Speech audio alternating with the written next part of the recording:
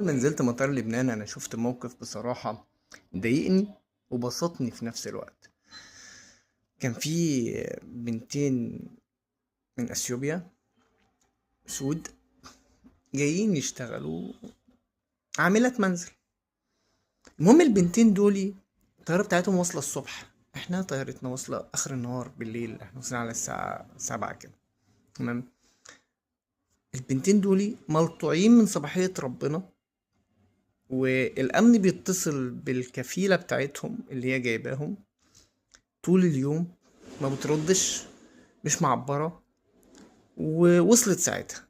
فالبنت بتاعت الأمن العام الظابطة ظابط تقول لها احنا بنتصل بيكم من الصبح. لا اصل احنا كنا بره. لا طبعا مش في دماغكم، رامينهم من الصبح لغاية دلوقتي ولسه بتفكروا تيجي تاخدوهم، وعلى كده ان شاء الله هترموهم في البيت بقى، لا اكل ولا شرب ولا رعاية ولا علاج، ما انتوا جايبينهم تستعبدوهم مش كده؟ معرفتش ترد عليها. المهم هزقتها بالحدائق يعني. ده كان موقف بجد، انا كنت واقف، هو انتوا جايبينهم فعلا تستعبدوهم للدرجة دي؟ بس بعد كده اكتشفت حاجات كتير في لبنان، ده كان ابسط موقف فيهم.